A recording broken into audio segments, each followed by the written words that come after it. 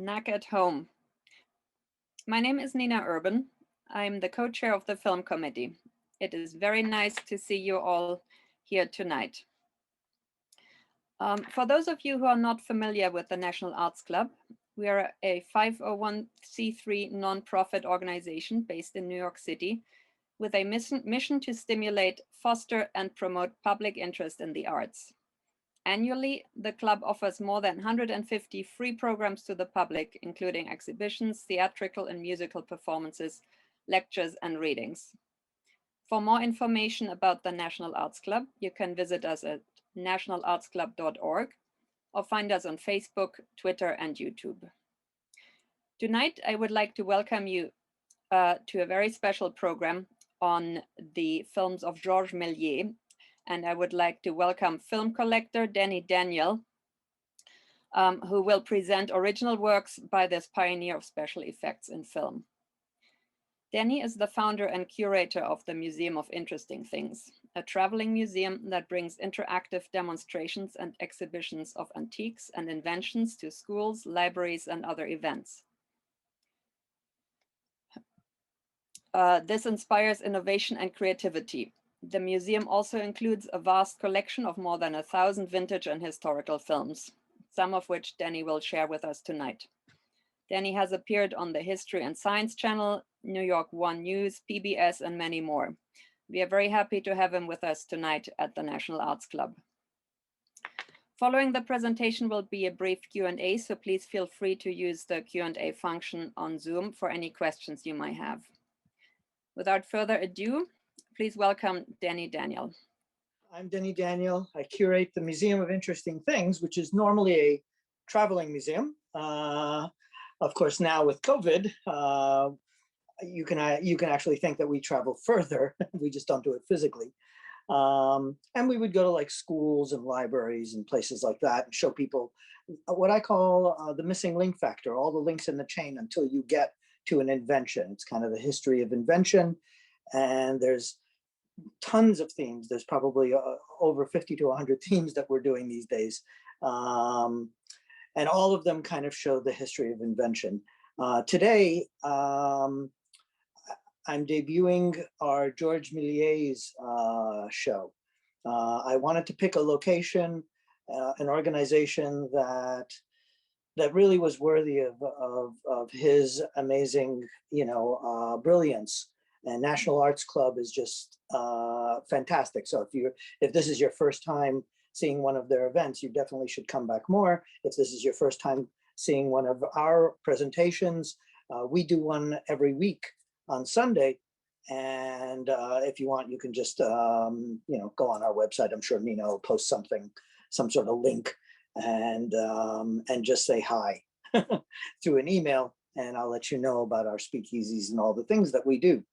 Now, with Georges Méliès, I've got kind of it's kind of an honor to do something having to do with him.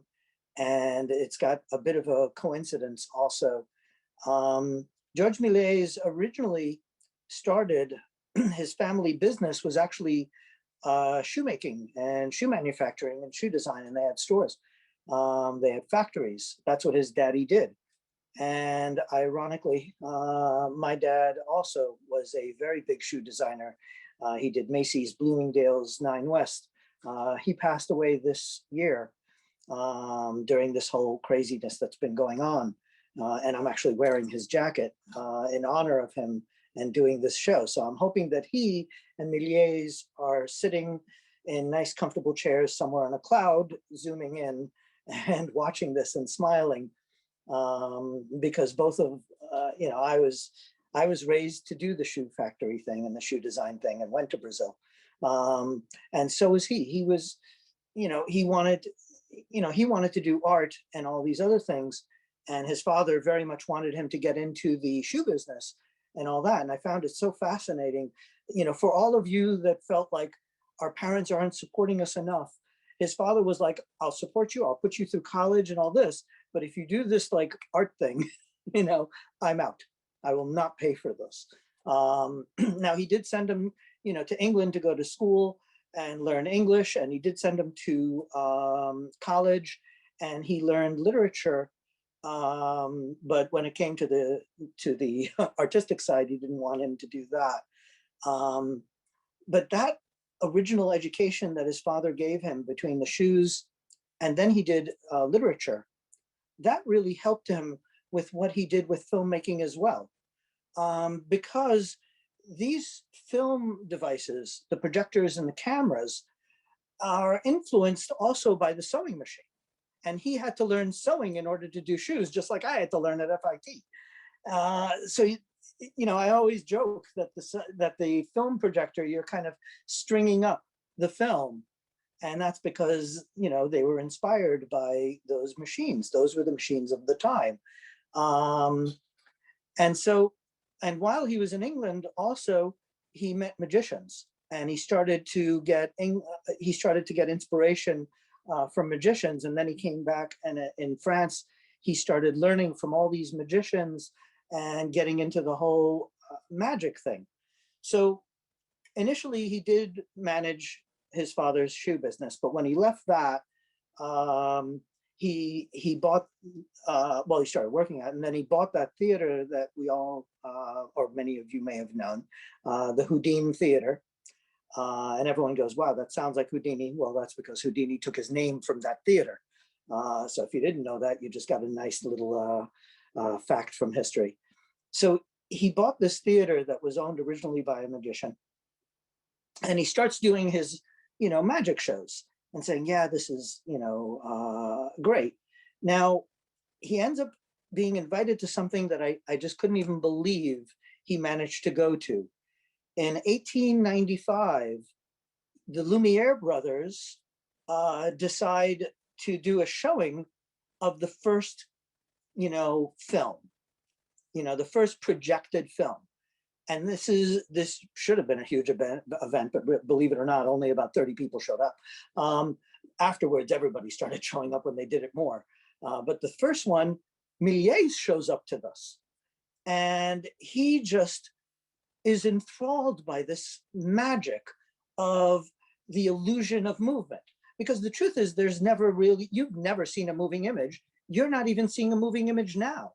All you're seeing is still images flashed before your face, kind of like this. A flip book. Our YouTube and all that stuff is just basically a glorified flip book. So he sees this and he's so inspired by it, he walks up to the Lumiere brothers and goes, I'll give you 10,000 francs for that thing. And they're like, not a chance. Are you kidding? And he goes, I'll give you 20. And they're just not in for it. So Méliès was so amazing. He was so hardcore about this that he ran out and bought some other like projector thing and jerry rigs it so that it becomes a camera and it's able to project as well, but it becomes a camera and he's able to do his own filmmaking on his own. Forget the Lumieres, he says. And also Edison, you know, all these people are learning from Edison as well. And he goes, I'm just going to go out and make it myself. Now, let's rewind for a second. Even the Lumiere brothers are an interesting story because they're the ones that are doing, they come from an amazing family and an amazing pedigree. They're already in a photography family. They're like some of the biggest producers of photographic printing and all that. And it's their father that learns from Edison. They end up going to an Edison demonstration where they see a device that's basically like a peep show. Now, this is from a Mutoscope, which was Edison's competition, a French version of the Mutoscope. And I do have an actual Mutoscope here. That guy learned from Edison, and Mutoscope is a Nickelodeon, which is kind of like a flip book, and you put quarters in it. So the Lumiere father says to the brothers, this is great, but these, you know, peep show type things where only one person can experience this, you put in a quarter and you see one film, and it's only one person at a time. He said, if there's a way to project this and have an audience, far superior.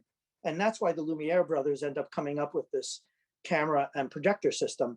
And then Méliès learns from this and comes up with his own system. And now at his theater where he was doing magic shows, he starts doing film nights also. So for all of you guys out there that are like, yeah, I do a film night, or, you know, I watch stuff, this guy was doing this in the 1800s. He was, and I do a film night every Sunday. So this guy was doing this, you know, all the time, several times a week. He would do it kind of after his magic shows. It would be part of the whole act. And then he's using his magic to create tricks on film, because he sees this as kind of an extension. It's part of the illusion. So he starts off as a magician and then becomes a filmmaker. Now, if you haven't seen a picture of Melies, there's one there.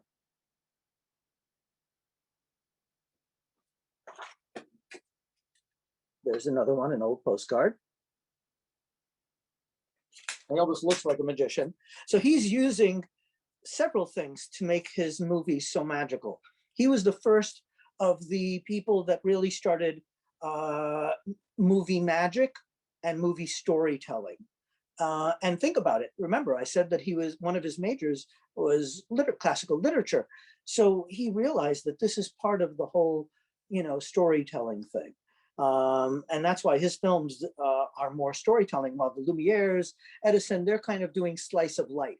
You know, somebody sneezing, people walking out of a factory, you know, things that are happening in real life. They were documenting real life. And Méliès decided, no, this should be fiction, literature, this should be culture, this should be magical. He's adding all those experiences into the medium and being cutting edge when nobody was going cutting edge with these things.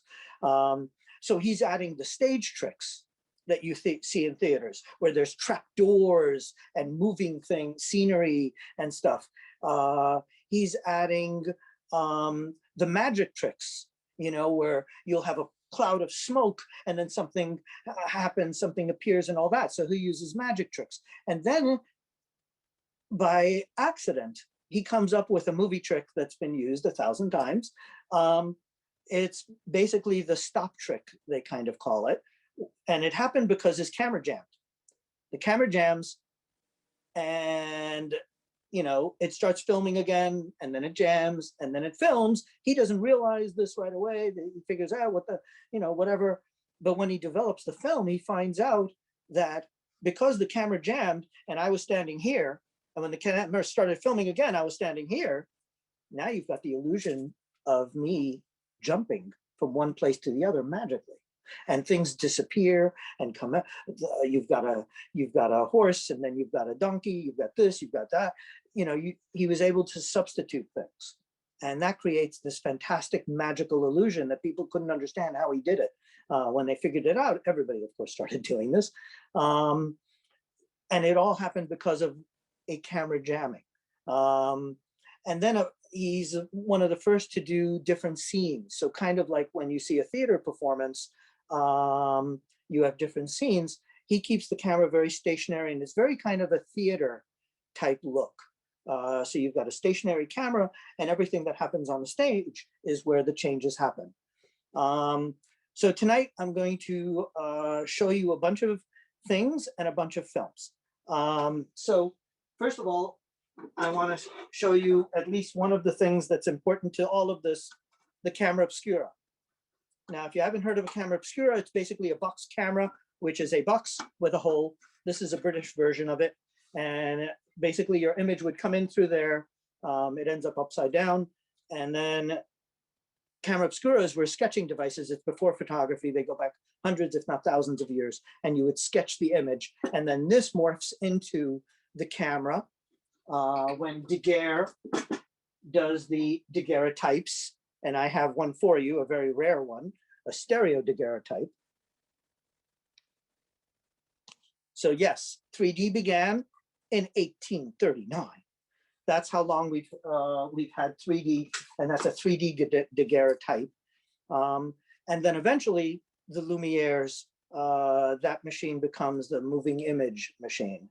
Rather than just having, you know, first you have photography in your box camera, your pinhole camera, and then eventually someone figures out that if you put some sort of film in there, you could do multiple images in sequence. You have a moving image, a bunch of stills flash before your face like a flip book. So the first, I did something special for you guys, and I'm debuting this one. I haven't had a chance to show this one because it's a long film, and at my speakeasy, I show short films. But I made the effort to cue this film right in the middle of the film, in the middle of the projector. You're going to actually get a chance to see what Méliès saw December 28th, 1895. This is the actual film. And what you're going to see is his workers coming out of his facility, his factory. And I believe even one of the workers is important. I think he mentions it, the son or the cameraman or something. But one of the kids on the bicycle you want to take a look at. But this is the film that inspired him to create the illusion of moving image. So here we go. I'm going to turn off the lights, so hang on.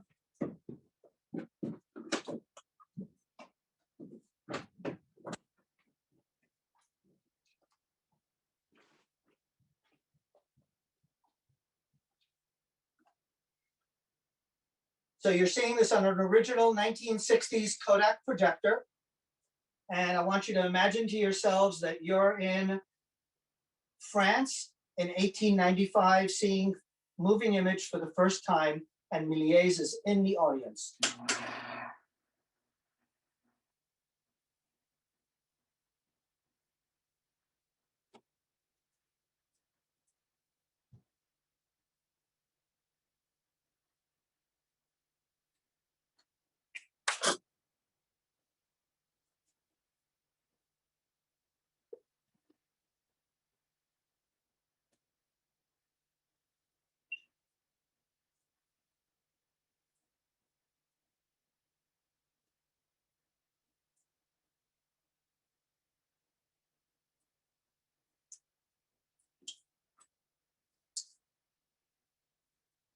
This is one of the other films.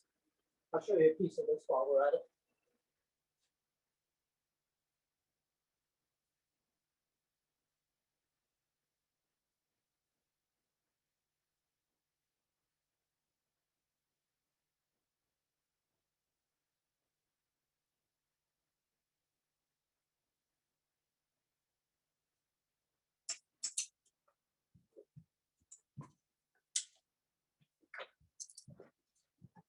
So imagine you just witnessed the first time people have shown a moving image. Now, before this, like I said, Edison basically had his mutoscopes, his Nickelodeon type devices that he was using. And if you research Nickelodeons, you'll see, although here, maybe I'll show you a quick look at an actual Nickelodeon.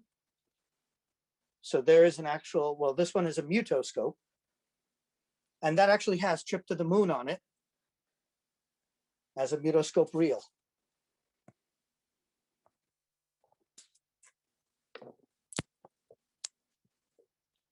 Okay, so now let's take a look at some of Méliès' films. This is, I'm going to show a reel with 3 films on it. One is the, hold on, let me make sure I have my list correct here.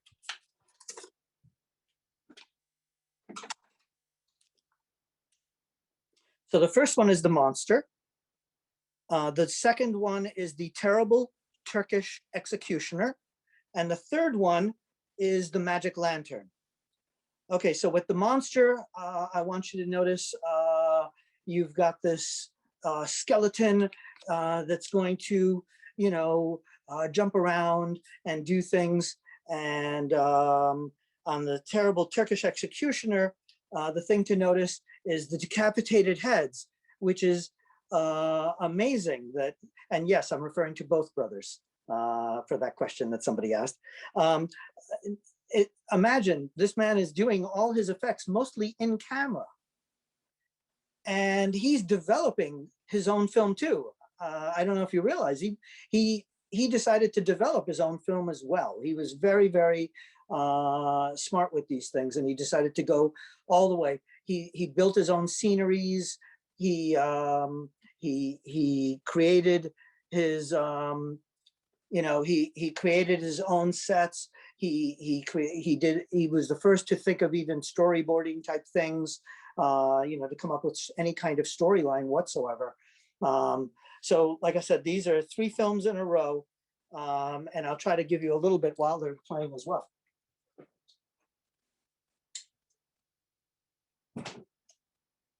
The Monster is 1903, and all the films are around that year.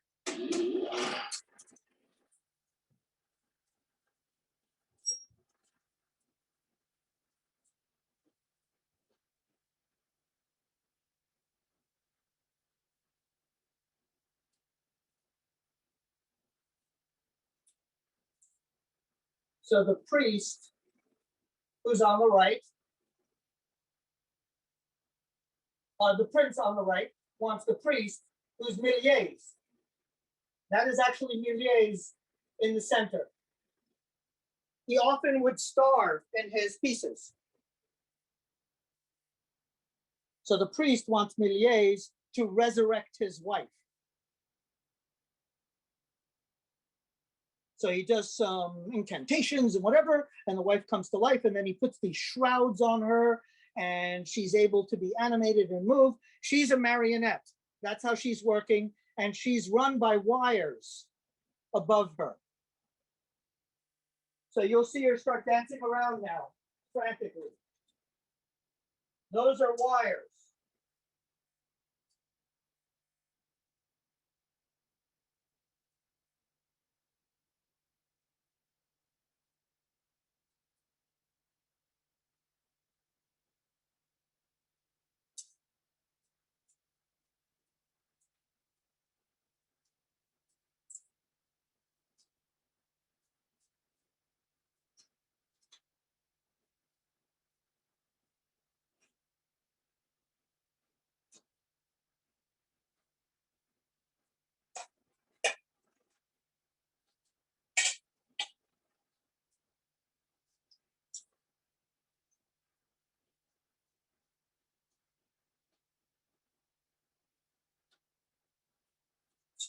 And that's the actual actress now. And there's a lot of substitution.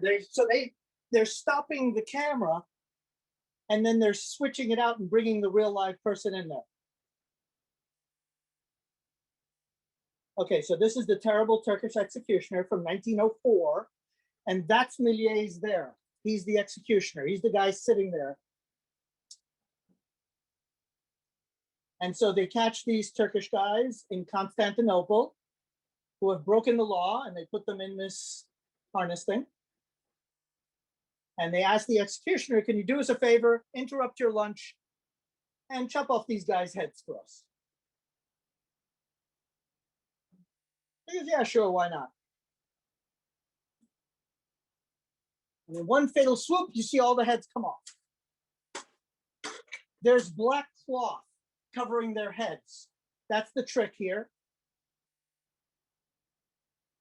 Those are obviously fake heads. They did substitution, so they stopped the camera. They put in the fake heads, and then they got a guy to be inside that barrel, and he comes out and starts acting. And then you've got double exposure to move things around, the heads around. Look at that trick of putting heads on top of people, and then they come to life. So they reanimate themselves, they come back to life. And now they decide, let's take revenge on the executioner. And that's Georges Méliès, the executioner. And they chop him in half. Look how they chop him in half. There's a little kid inside there. So they stop the camera, they put a kid in there, and then they stop the camera and reanimate him. And there's double exposure also going on in there. That's how that trick happens.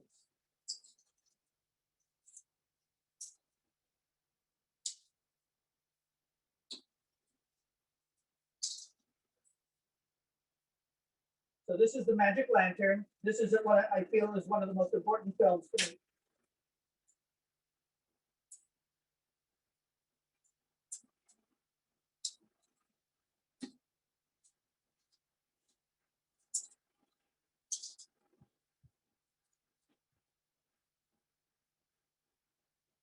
I'll explain what a magic lantern is after the film for you and give you a little bit of the history. You're going to go crazy when I tell you some interesting things about them. But it's basically a projector that goes back a couple of 100 years and uses oil lamps. And it projects glass images.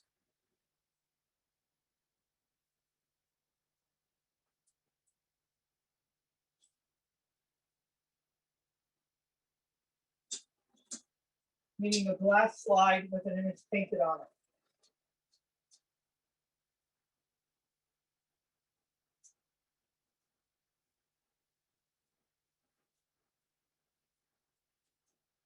Now that is a double exposure. They filmed a scene, they matted it, they made a circle. And so you've got two films. You've got the film of them in the magic lantern, you've got the other film of them inside there. And you've got black around the circle film so it doesn't expose. And then they stop the camera, they put people inside the box and they come out. That's how that trick happened.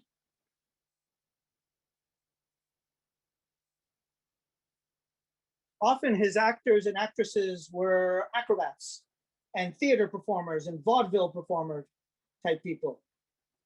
These were all theater performers. And you can see that she's acrobatic.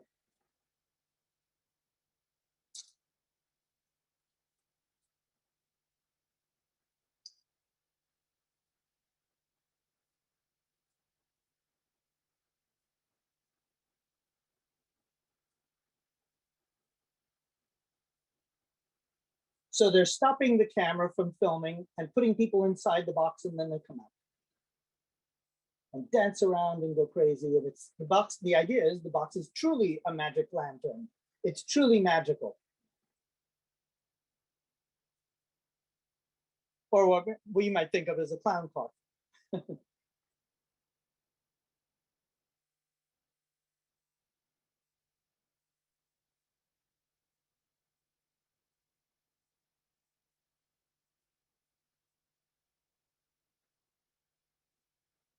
And you notice the camera is stationary. The idea is you're supposed to be like an audience member in the theater, watching a play.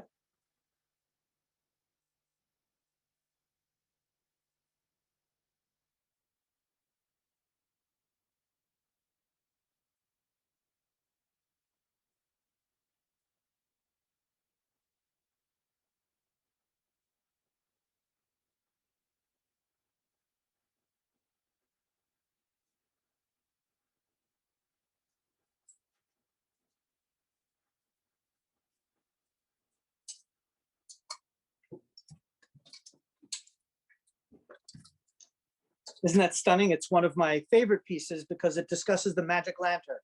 The magic lantern is the first real storytelling device, real projector. I've got an earth-shattering one to show you. This is an original Ernst Planck magic lantern from the 1880s. You notice that it also has this. These things normally would use glass plates, and I brought you a very beautiful glass plate from Ernst Planck. These would be hand painted. And this was your first, and you're all going to laugh, PowerPoint presentation. And it really was the first PowerPoint presentation. They would use these. It was the first storytelling in PowerPoint. So a storyteller or a charlatan like me would come to your town and tell a story, pick one.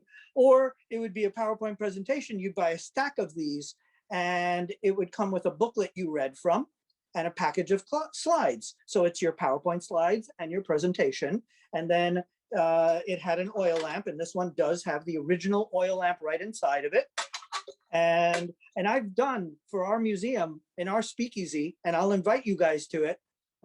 In fact, I'm thinking maybe we'll give everyone free admission to the next speakeasy. If you email me and tell me where you came from, that you came from this, we'll let you into the next speakeasy. But we're going to do a magic lantern speakeasy soon. And that's going to be earth-shattering. You put basically a glass slide in here, and I'll show you how. So it goes inside this crevice here, and then you tell your story. This is what Méliès learned from. with these glass slides, they used to do that substitution, and they would have one glass slide, they'd have two glass slides. One would be the background and one would be the motion. So they would make the illusion of motion as it moved across, it was doing a moving image, a bunch of stills that moved, or it would show you a scene and something happening. And then the background slide would stay stationary. And so you'd have, I've got the Disney slides. Donald Duck. Disney made these glass slides as well. So you could have Mickey Mouse walking across in the background stationary. Something really cool. You've seen dissolves in films where they dissolve, they transition from one scene to the other and there's a dissolve. That comes from the Magic Lantern as well. They would have two different slides and they'd kind of slide them across so that you'd kind of had a nice transition from one scene to the other. Méliès learned from Magic Lantern shows, and that's what he did with film. He would have the two different film strips dissolve, so that way you could go from this scene to the next scene. And some of his films, I think Trip to the Moon had up to about 20 scenes. That was a huge thing for people. And otherwise you'd have just sharp cuts, but to have them transition in a fade, it was much more pleasing to the eye, and they learned that from Magic Lanterns. Really cool story on Magic Lanterns. Where do they come from? Microscopes, the solar microscopes. So someone came up with a great idea, having a solar microscope, and the sun will illuminate and all that, and you could see things through the microscope. That was in the 1700s, and this like doctor, magician, freak show kind of guy decided, let me have a little bit of fun with this. And he took the microscope and turned it into a makeshift projector. And he ended up projecting onto the audience. They were living through a pandemic, COVID-19. There was a pandemic when he did this, influenza. So what did he do? He decided to take a bunch of bugs, put them under the microscope, project the bugs onto the audience and tell them this was the bug that caused influenza, caused the pandemic, and scare the living daylights, pun intended, out of these audience members. And that's how we end up with projection. Believe it or not, that's the beginning of the insanity. And that was the late 1700s. It's one of my absolute favorite stories. So the next film I'm going to show is The Holy Grail. We're going to show Trip to the Moon, one of my favorite films, one of the earliest ones I got from Méliès. This is based on Jules Verne's book, From Earth to Moon. And like I said, he bases many of his stories on literature because, and a lot of people don't mention this so much when you read about him, but it's a classical literature training that he bases a lot of his stories. He always tries to take from literature and even modern literature like Jules Verne. So this is Trip to the Moon. What to notice here is the scientist trying to convince everybody that we need to go to the moon is Georges Méliès. Like I said, he often stars in his own films. So the guy with the big beard and everything, that's Méliès. All the other scientists that go on board, if you look up their names, they actually are characters from literature or magicians. So he's always giving some sort of homage. All of his movies, all of his films are very, very smart. They really have to do with his studies, his classical literature studies and his magic studies, and now his new medium, the film. So here is Trip to the Moon.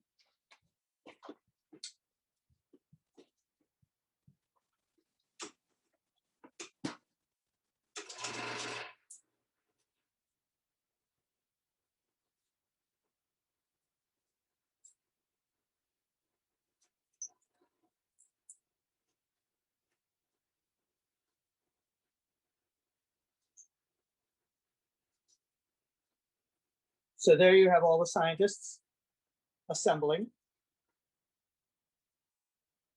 to discuss this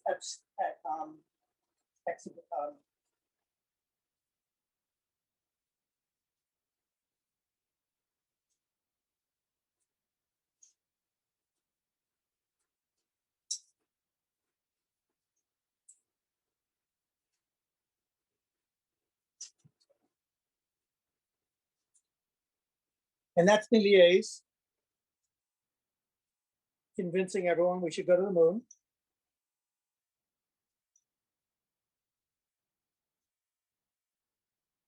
I won't even try to pronounce the professor's name, Barbin Melies or something. And some of them don't want to go, some of them want to go. It's an argument. This film cost about 10,000 francs. And all of his films are in the tradition of what they call kind of fairy tale tradition of films.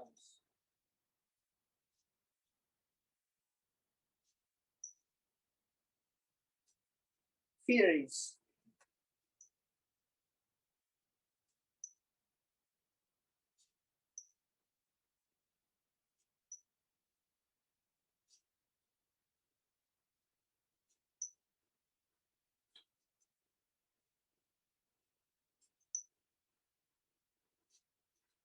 And in his films, he's also kind of, you know, there's science fictions. These are the first science fictions and the first horror films, but he's also kind of parodying it.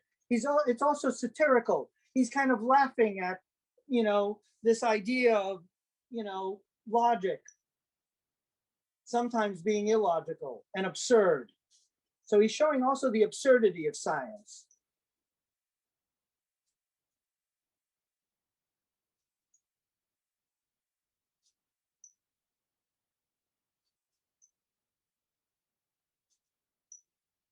So there are some scenes that he does do outside.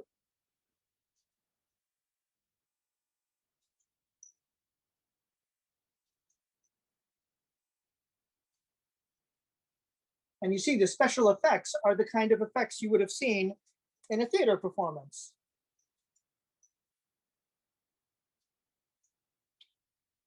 Now remember, these ladies, like I said, were the acrobats, the dancing troupe. Another effect he liked to do is, you know, sometimes you bring things closer and sometimes further away to make them seem larger or big or smaller.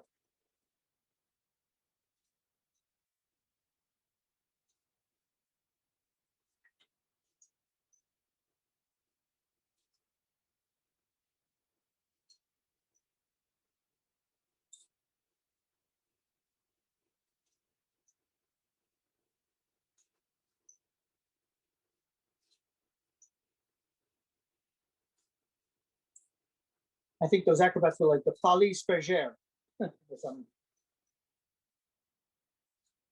Or Bergère.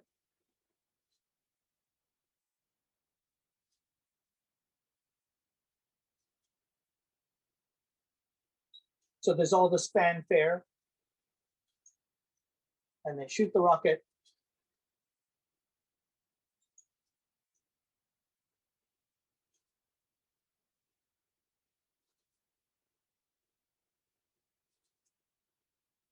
There it is, the iconic image that we all know and love. But then they show the rocket again. They're like going back in time and showing you the actual landing again. So it's not normal, you know, linear type editing.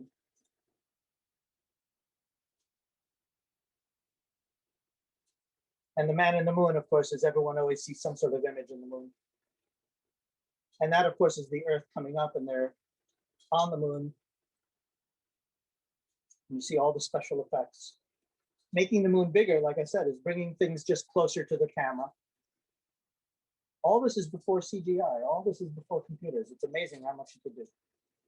Now the scientists get tired. They fall asleep on the moon. And just like in a theater, all these things happen. These are, you know, the stars.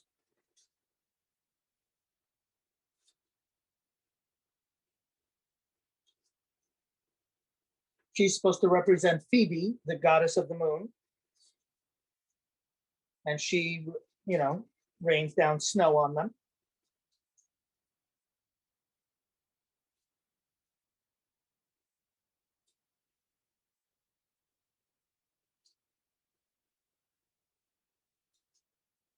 Oh, it was actually the Selenites were the acrobats from the Folies Bergère. But he would always use, like I said, theater performers. everybody was there were many theater performers that he would hire. So you'll see the Selenites coming in soon. They're the moon aliens that they discover.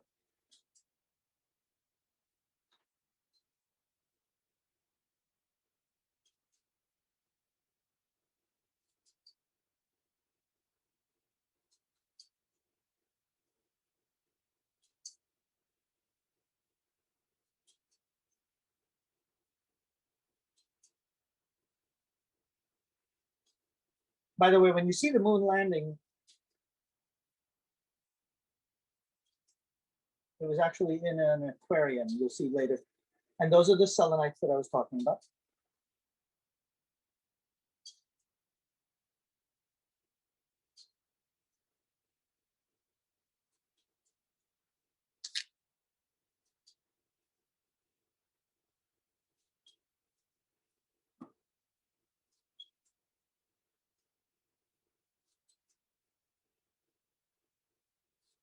At the time, this film would have been sold for about 560 francs.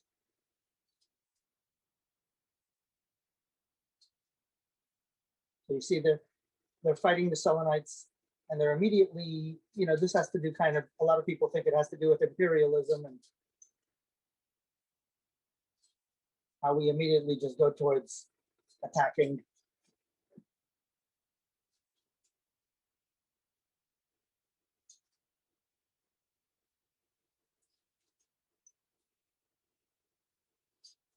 And it's very tongue-in-cheek. It's very kind of fun. Like they just pull the spaceship back down, and now you'll see it goes in the water. That's a real ocean that they filmed. So there's two things going on here. One is in like a fish tank, and that's a cardboard cutout. And one is actual water that they filmed, the ocean that they filmed.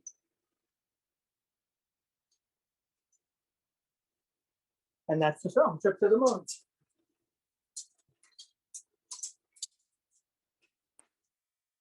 Let me turn the lights back on. Hang on.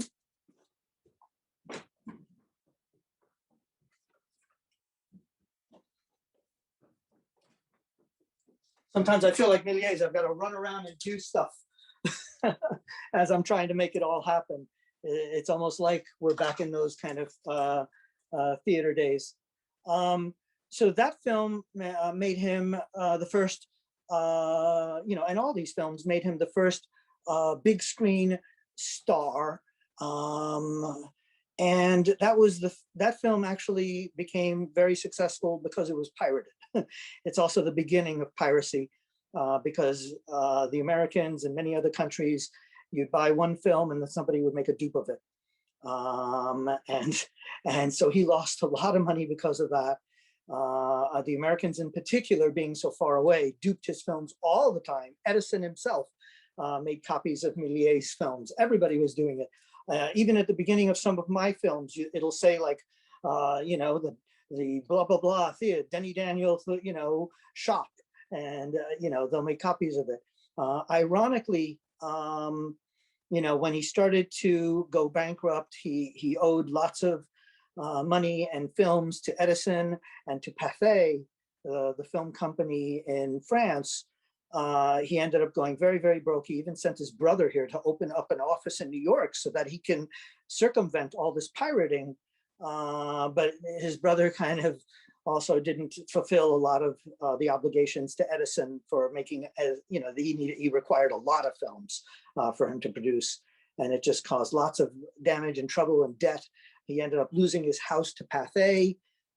He was so distraught and angry over this.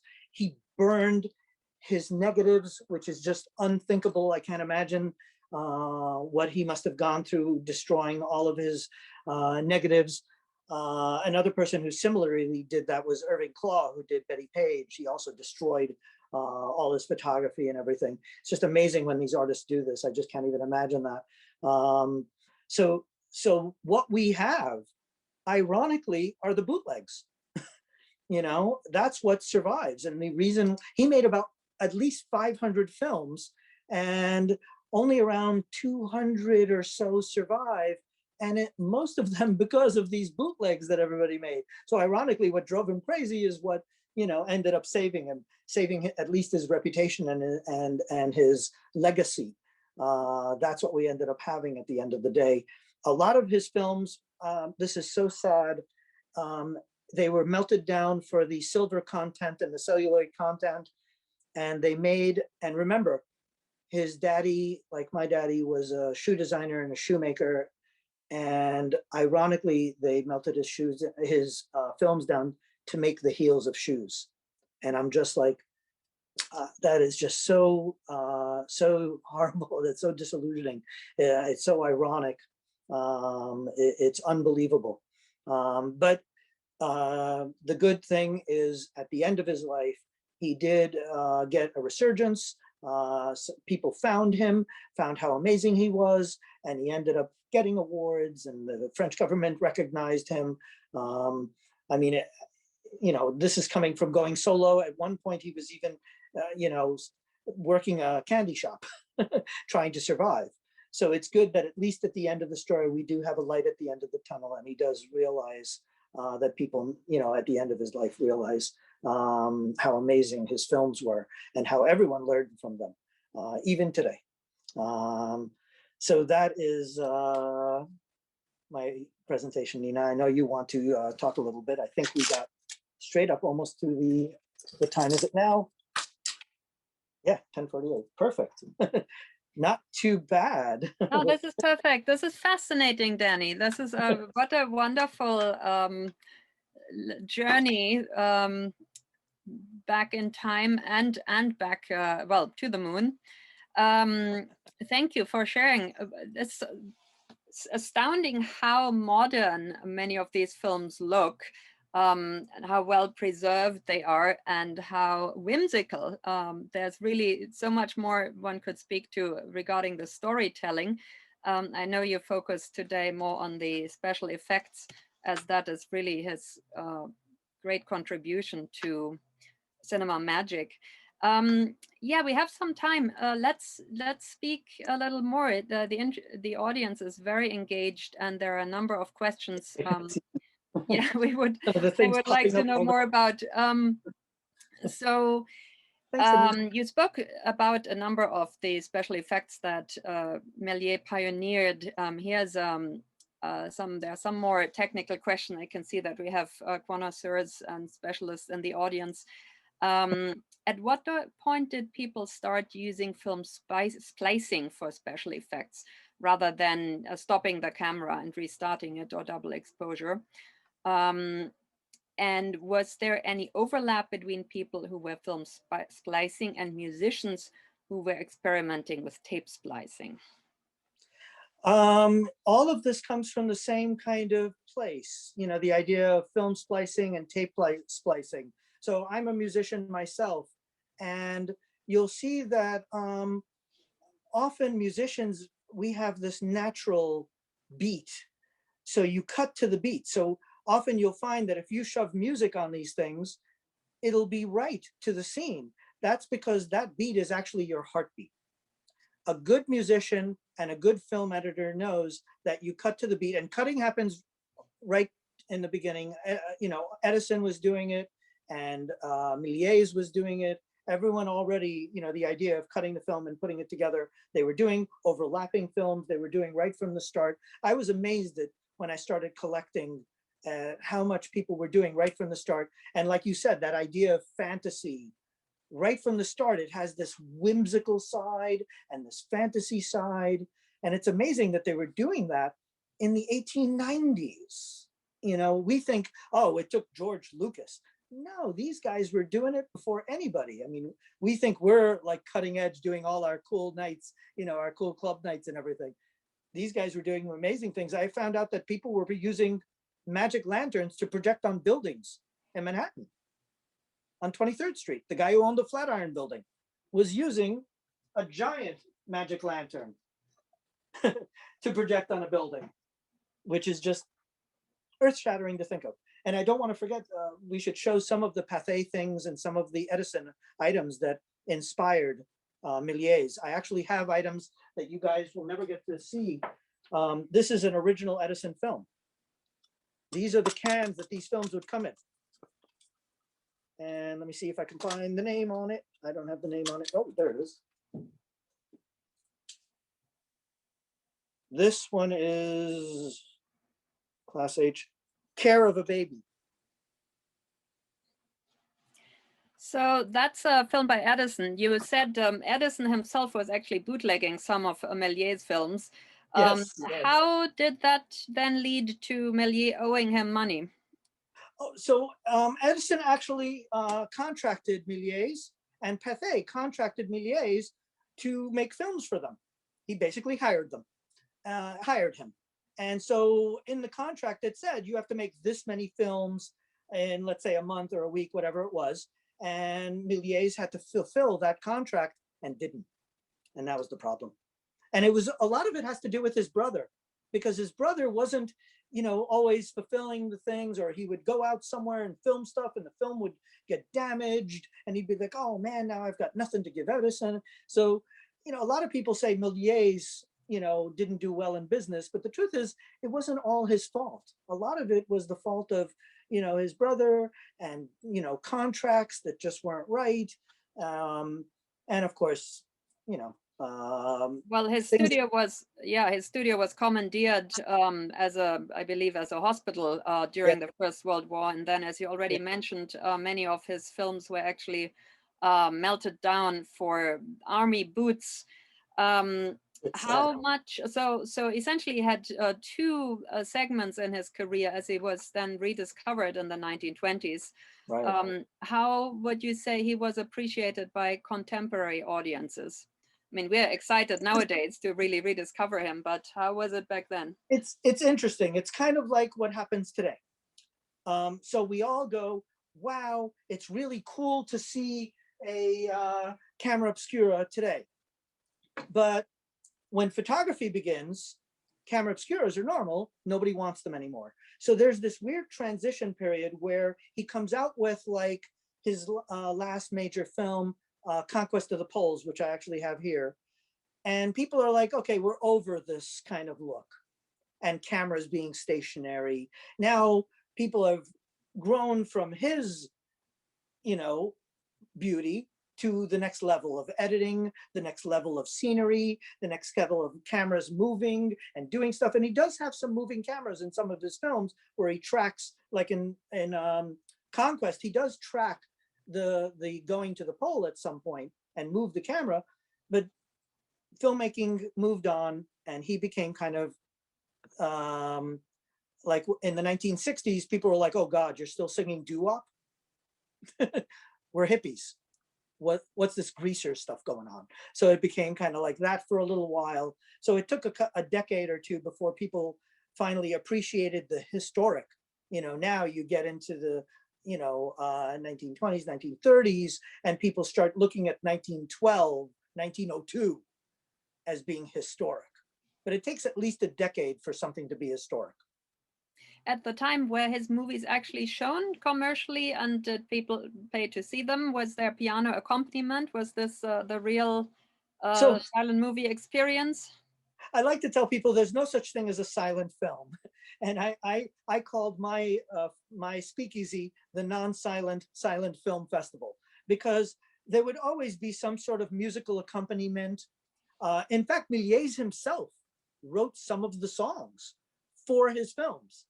And another guy, what's his name? Ezra Reed wrote some of the songs, and I'm actually having some of his stuff flown in because I want to get keyboardists to actually recreate some of Méliès' music for us. The next time we do this event, I'm going to get someone actually play the piano of actual music that was used for his films that he produced. But he was not a dictator when it came to music. And so the way you consume this is a distributor in America might buy the film for 560 francs, which is about 5 times the amount of money now in euros. And then they would put it in theaters, and people flocked to these things in theaters because everyone wanted to consume this back then. The moving image was so amazing. Moving pictures, as they called it, was so amazing. Otherwise, you would see it at his performances, and it would be kind of like part of his show. He would show a film that he had just produced. And those were kind of the main ways that you would consume his stuff. Another thing I want to mention that people don't know, that I think is just amazing. The government, the United States government, didn't know how to deal with protecting these films. You know, trademark, copyright, patents, all these things. How do you do this? What's a film? They knew how to deal with pictures, but how do you deal with a moving image? What do you give the Congress? So you're not going to believe what they did. They took every picture, every image on a film. Mind you, films could have 20, 30 frames per second, and they printed them on paper. And they gave the paper prints to Congress as the way to protect their films. Those prints still exist. Somebody found them, rescanned them, and put them on film. I have those films. They're called paper print films. And the films were destroyed. And the only thing we have is the paper copies. That is fascinating. That actually leads to two questions. A number of people have asked, how are the original films stored? And is there, you know, what are some of the problems with actually preservation of the movies? And my question is, how hard is it to get these original copies? Well, technically they're all dupes because everybody kept duping them. So you're getting a lot of dupes. A lot of them are TV prints and stuff like that. An original would be a negative. Yeah, you're right. Nitrate film obviously was combustible. So you want to be careful with that. It has to be the correct temperature. It has to breathe correctly. Everyone thinks, oh, well, I've got it in a can. It's protected. Wrong. Actually, the can doesn't allow the film to breathe. So you want to poke holes in the can, which is like unthinkable because I'm like, those are historic film cans. But at the same time, you're actually destroying your film. You want it to breathe. You want it to also not be too hot, not to be too cold. So, you know, people, you should keep, if you're not a film person that knows what to do, leave it to people that know how to preserve these things, because in 50 years, they're going to be destroyed. But you can get these things. They used to sell them in my NYU lecture. I have see, that's why it was good we did this, because all the stuff for the NYU lecture is still here. So they used to consume a lot of these films later on in catalogs. So Eugene Castle, who was a film director, would make edits. So the Lumiere film you saw was done by Black Hawk. Black Hawk got a copy of it, whether bootlegged or not. And they put together a little compilation of the history of film, and they would sell it in these catalogs. And this is basically your Netflix. This is your Blockbuster Video. And you would have Westerns. Oh, and people don't realize Méliès did fantasy. He did Westerns. He did burlesque. He did stag films, believe it or not. He did news of the day films. He did the Dreyfus Affair. He did not just do these. People don't realize how many genres the man touched in the beginning of film, touched every genre we do. He is incredibly productive, but also his input is very vast and it seems fastidious. I'm very impressed by the ensemble scenes in the movies. And another related question, how long was the rehearsal process he went through for his films? I know that with some of them, it was, you know, somewhere in the area of like a few weeks to like 30 days, some of them maybe a little, but he was working quick. These aren't years of production. The man was banging them out. In a short period of time, the man did 500 films. And, you know, so figure, you know, in that amount of years, you're really, like you said, productive. The man was doing them from what, 1896, 97 until maybe 1912, 1913. 500 films. The math is staggering to be able to do that. Did that actually translate into the talkies at some point? I mean, he was productive until the end of his life in the late 30s. I don't know of any Méliès talkies. I know that, that's something I wanted to mention with color. He did do color right from the beginning. He had, I believe it was like 20 women hand color every frame. And remember, it isn't one frame a second. It's multiple frames a second. Nowadays, we do 29 frames a second, which is unbelievable. They hand colored every one of them. I have one of the Edison films here somewhere that's hand colored. Edison did it as well. And you know, we don't have time to show it now, but there's another guy called Segundo Chignon, Spanish guy who learned from Méliès. People say he, you know, copied Méliès, and he did learn a lot from Méliès, but he also did a lot of hand drawing. He and his wife were flown all over the world to make color film by hand. So And he eventually really, they create yeah, a process, a stenciling process. he spawned, he was not only a visionary of cinema magic, but he really spawned a number of industries in movie making. Yes, So, Edison yeah, learned from him. yes. The Lumieres were doing slice of life and realized, oh man, we have to do, Edison learned from him. Everyone immediately started to adapt and do knockoffs of his, and he was knocking off too. His films are often knockoffs of some of the Lumiere stuff. Some of his slice of life stuff are him knocking off Lumiere as well. So everyone's kind of, you know, Well, they say learning. imitation is the greatest form of flattery. It does seem like there was mutual admiration between the Lumières and Méliès, as well as Walt Disney was an admirer of Méliès. I believe he said Méliès made poetry available for the common people. And it's because of that beautiful education he got in that Yeah. his dad classical education. Did he see himself as a filmmaker or more as something beyond that? I think he understood his components, and he probably he saw himself more as an illusionist, someone who creates, you know, illusion and story. And I think that's what made him the most happy in his life.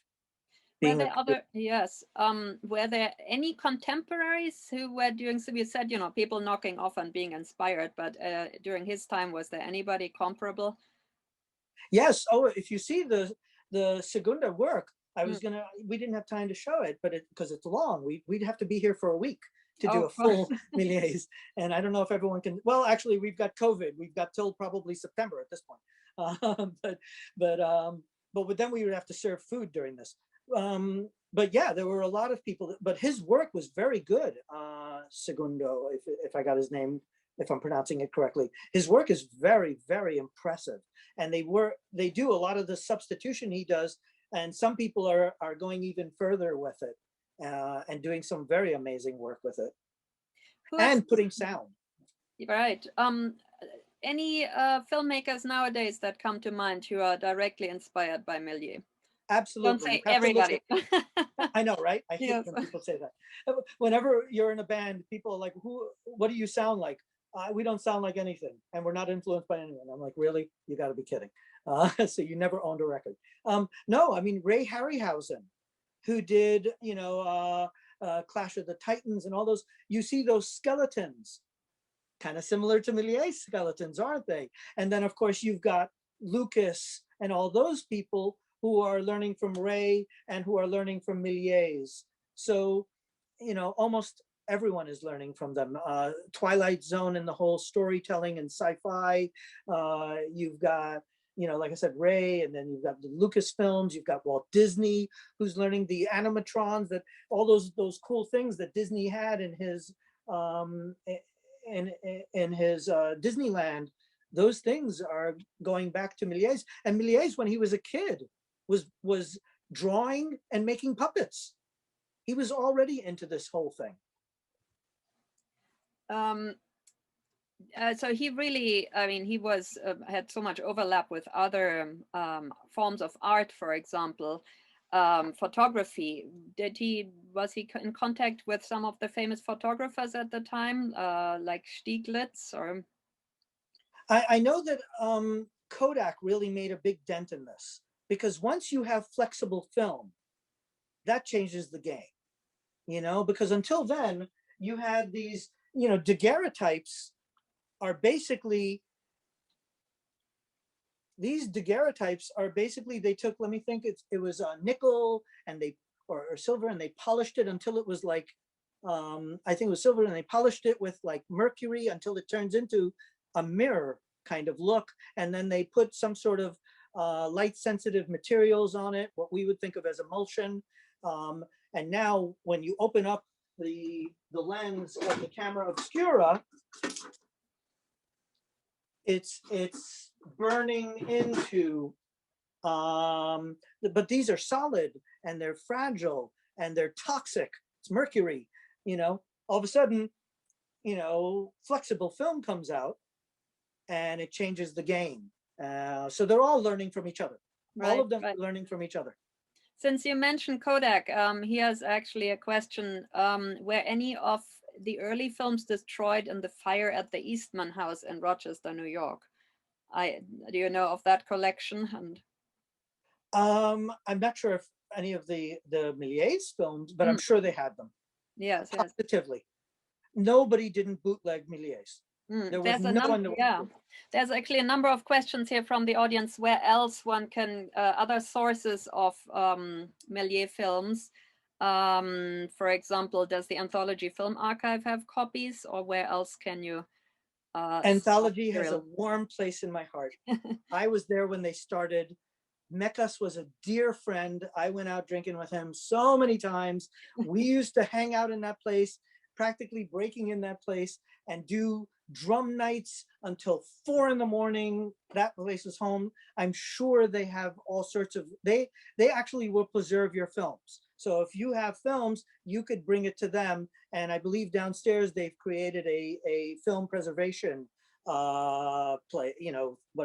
thing where you can bring your films and they store it correctly and they take care of your films.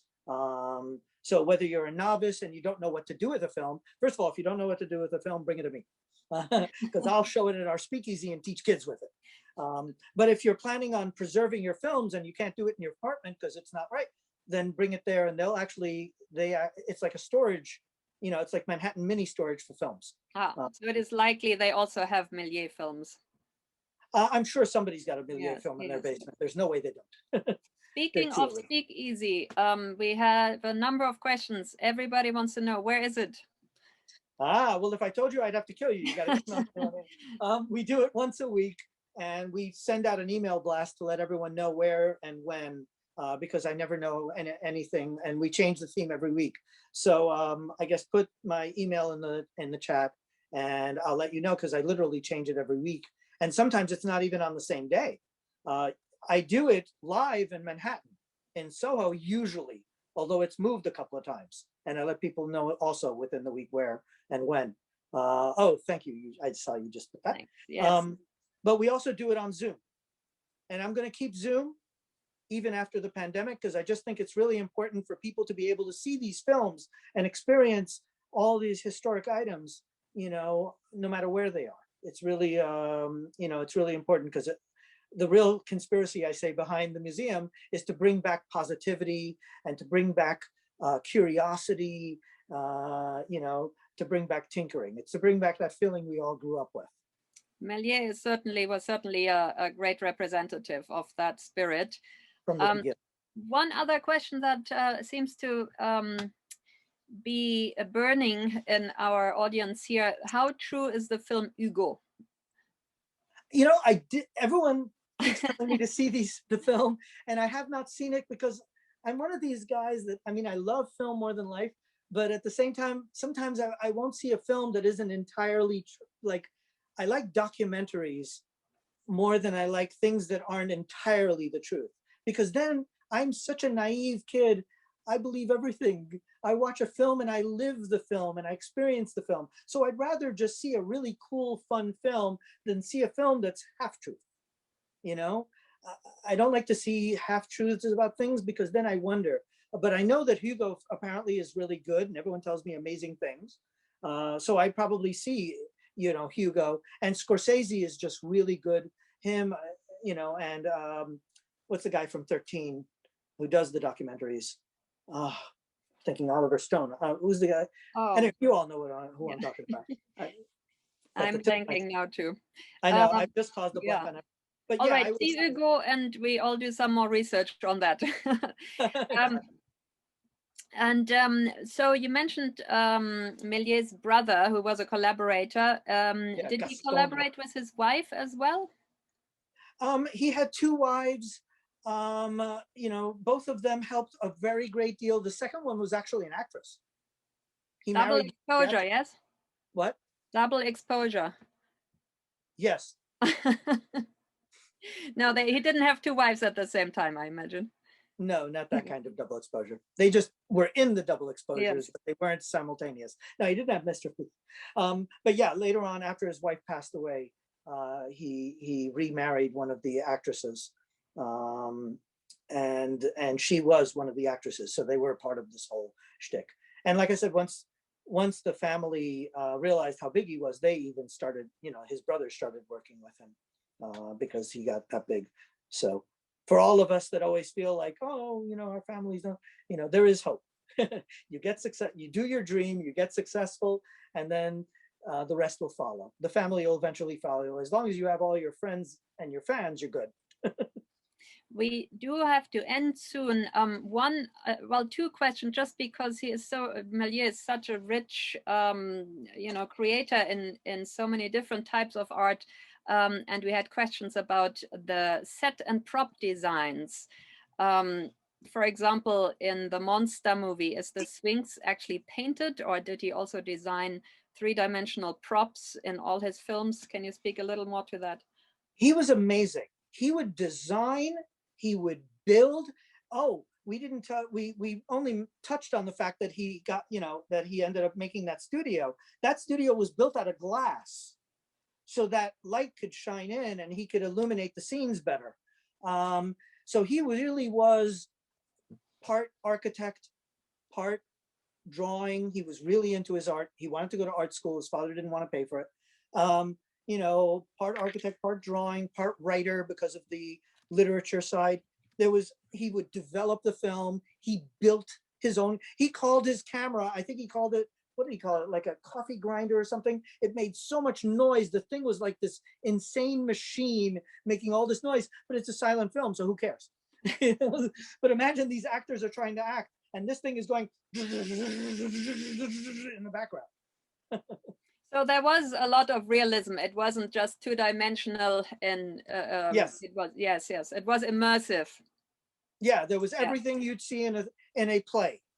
There were some things that were drawn, there were some things that weren't. The scene where the rocket and trip to the moon, you've got a fish tank and you've got fish, and then you've got this cardboard cutout. So he'll do some things that are illusion. He really mixed right from the beginning of film, every genre. It's just amazing how many things he did without computers. Right. You did mention that he had literary training, or at least he was thinking in a literary tradition. Are there any other resources that can enlighten us about Méliès and the European literary tradition? Yes. So here's something cool. Okay, so the scientists that went with him to the moon, one was Nostradamus. We all know where that comes from. One of them, let me find the Voltaire guy. Oh, Micromegas is from Voltaire. So he took from Voltaire also. He was one of the characters in a Voltaire piece, a sci-fi novella that Voltaire did. So he's constantly putting little, bits in his films that have to do with literature, a little homage, kind of like what people do today. When you have the canteen scene in Star Wars, which is a little nod to Ray Harryhausen and his army of skeletons. Of course. All those crazy characters. Yes. Well, Méliès is certainly oftentimes referenced. Actually, an interesting tidbit by one of our audience members, the logo of the Visual Effects Society apparently is inspired by Méliès' moonshot. Oh, really? So, there you go. It's one of the most iconic images in film. I mean, Jackie Gleason, Bugs Bunny referenced it. I mean, so many references to that. I mean, it's just one of those images is in your head and you don't even know where you got it from. Probably Bugs Bunny. And it is somewhat surreal. So perhaps the very last question here. So Méliès' film career came just before the Surrealist movement. Are there any Surrealists who were known to be inspired by Méliès' work? Oh, that's an interesting question. I'm sure. I'm not. I don't want to quote something and say this guy and that guy. But I'm sure since he was a painter himself, since he was an artist himself, that the artist community probably did get some inspiration from him. I mean, this whole idea of, you know, movie posters and all that stuff comes from, you know, the Lumiere poster that they made for their shows, and they hired artists for that, just like Méliès hired artists for his stuff. So yes, artists definitely, you know, they were working with him. They were making his sceneries. He was hiring people besides doing it himself. He didn't do everything himself. He hired people. He hired. How many people were involved in the average Méliès production? It just seems like there's a lot going on. I know, right? It's true. He had those acrobat troops and everything. Yes. Trip to the Moon and Conquest of the Poles are really his biggest productions. That's when he went crazy and had 20 scenes and, you know, lots of actors and actresses. So it was quite a bit. It was never 5 people. It was always 20, 30, 40 people, you know, whether they're hand drawing, and he would release hand colored films and sell those. And they were done by hand. So you could buy 10 or 20. It's not like you could mass produce that. It was only later when they came up with other processes, like stenciling and stuff like that. And it was his competition, like I said, Segundo, however you say his name, Shimon, that worked on those color processes. And don't forget, I want to show some of the items here. So he worked with Edison and the Edison films. So I wanted to make sure you guys didn't leave without seeing a kinetoscope. So this is a later model kinetoscope in its original box.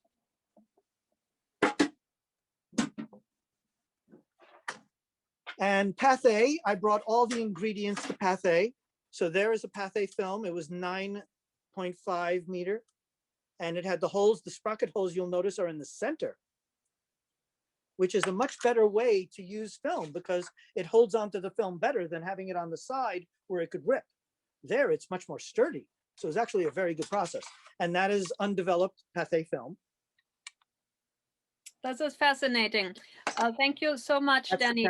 the projector. Yes. On that note, we will have to end tonight. Just as a reminder, a recording of tonight's presentation will be available on the National Arts Club YouTube channel. Please look in the chat for contact information for the Museum of Interesting Things and the Speakeasy. Thank you so much, Denny. This was really a fascinating evening and so engaging. Thank you, everybody, for attending. And have a good night. Good night, everyone. Catch you later.